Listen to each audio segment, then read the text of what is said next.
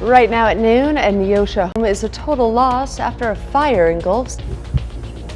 And we are in Miami, Oklahoma at Westco Furnishings, and I've got your complete Labor Day weekend forecast in just a second. Plus, we take a look at the festivities going on today at Little Balkans Day. The 4 states' most watched news starts now. Good afternoon, and thank you for joining us at KOAM News at Noon. I'm Caitlin O'Shaughnessy, and today's top story: a female pedestrian was hit by a car in Pittsburgh. At 10:19 Thursday night, officers with the Pittsburgh Police Department, the Pittsburgh Fire Department, and Crawford County EMS were dispatched to 505 North Broadway Street in Pittsburgh in response to a report of a pedestrian being struck by a vehicle.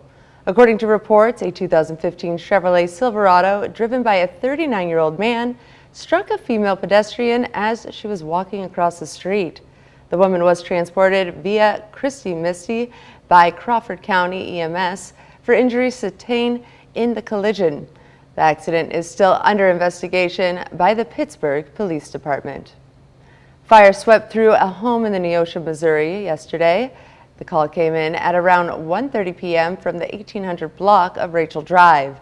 Flames had already breached the roof when responders arrived. Authorities say everyone was safely out of the house and no firefighters were injured. The home was a total loss.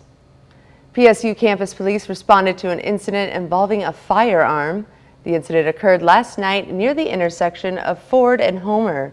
Police say the aggressor and all victims are students at Pittsburgh State University.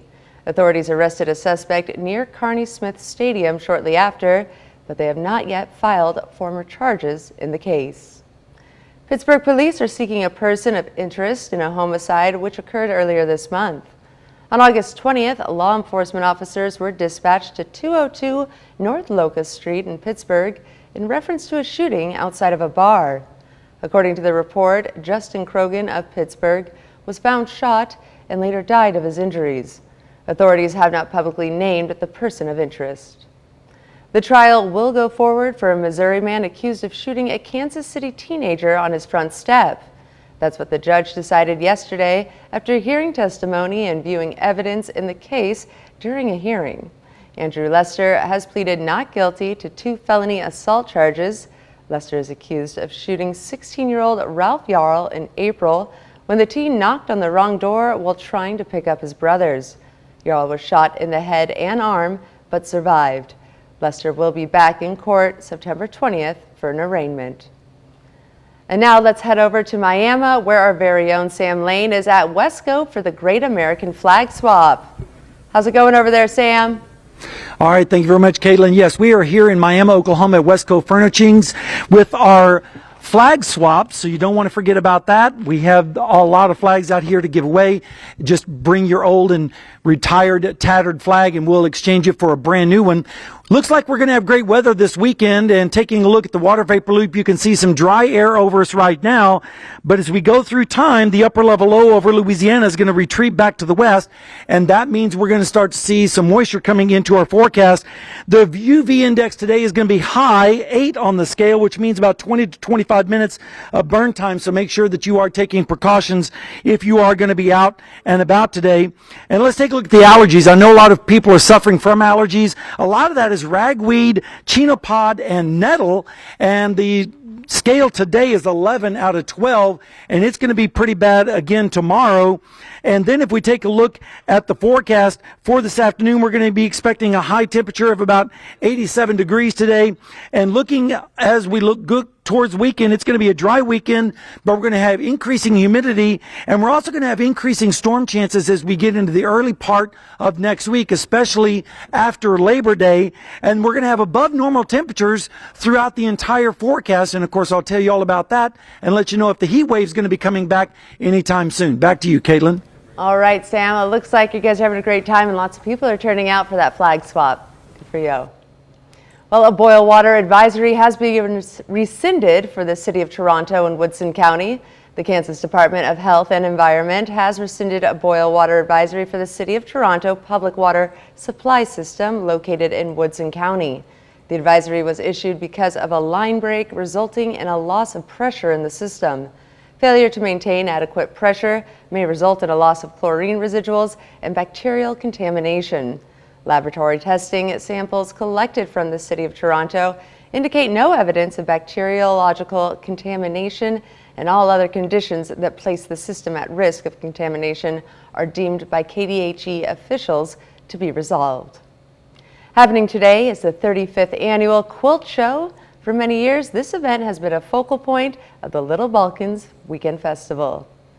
Held Labor Day weekend since 1984, the festival pays homage to the region's diverse immigrant heritage and blends family, entertainment, arts, crafts, food, and music. Attendees can experience the artistry and craftsmanship of stunning quilts at the annual Quilt Show, presented by the Little Balkans Quilt Guild. It's all going on today till 5 p.m. and again tomorrow from 9 a.m. to 4 p.m. at the Memorial Auditorium in Pittsburgh, Kansas. Other events happening today include Senior Bingo at 1 p.m. and Oldies Rock and Roll at 6:30 p.m. at the Meadowbrook Mall. Closing out the night will be the Living History Candlelight Camp Tour at the Crawford County Historical Museum. Little Balkans Days will run all weekend throughout Pittsburgh. And that's a look at today's top stories and weather in the 4 states region. Up next on KOAM News at Noon. More than 148 million Americans are planning to leave home this Labor Day weekend. We have your travel tips coming up. And later, we're making classic rice pudding in the Mr. Food Test kitchen. Stay tuned. One of the busiest travel weekends of the year, more than 148 million Americans are planning to leave home this Labor Day weekend. That's more than half the adults in the country. Los Angeles International Airport alone expects more than 1 million travelers this long weekend, and that's where we find our Chris Van Cleve. Blake Sosa and his wife Ashley are heading to Japan for their honeymoon, getting an early start on Labor Day weekend at Chicago's O'Hare Airport as the busiest summer travel season on record comes to a close. We just really looked at flights, and today worked out better for our schedule and really cost, and it definitely helps to beat the Labor Day rush. The TSA has screened more than 227 million passengers since Memorial Day weekend, surpassing pre-pandemic records, and the agency expects to see another 14 million more by Tuesday. It could just be a holdover from a lot of folks not traveling over the past few years due to COVID, and they've got that international travel bug, and they've decided I'm going to do it this year. Because being up 44%, that's pretty noticeable. The nearly 150 million people traveling over Labor Day will face gas prices averaging about $3.82 a gallon. While it's nearly the same as last year, AAA says it's higher than normal for the holiday. Baba Javier is driving from Los Angeles to Arizona. I'm not going to let the gas prices affect what we do right now. It does hurt, not going to lie. Despite a series of storms wreaking havoc around July 4th, summer 2023 saw a 21% drop in cancellations, even with an increase in flights. Still, 1 in 4 left late this summer, up from last year. Labor Day weekend, are you concerned about where things stand? Well, we're always concerned because we know we're just one unexpected event, glitch, or storm away from there being some real issues. But Transportation Secretary Pete Buttigieg says improving staffing and airlines cutting some summer flights created a buffer against disruptions. This summer was a test of the recovery of our aviation system, and the results have been remarkable. Expect the airports to also be very busy on Monday. On the roads, the best time to go would either be this evening or Saturday morning. When it comes time to come back home, look, Sunday evening during the day will be pretty busy. Chris Van Cleve, CBS News, Los Angeles. Still to come on KOAM News at Noon, we see what's cooking with Mr. Food. Can you name a dessert that's so widely loved that it's found in every part of the world? Stick around and we'll share what it is and how darn easy it is to make. Your complete Labor Day weekend forecast at the Great American Flag Swap when we come back.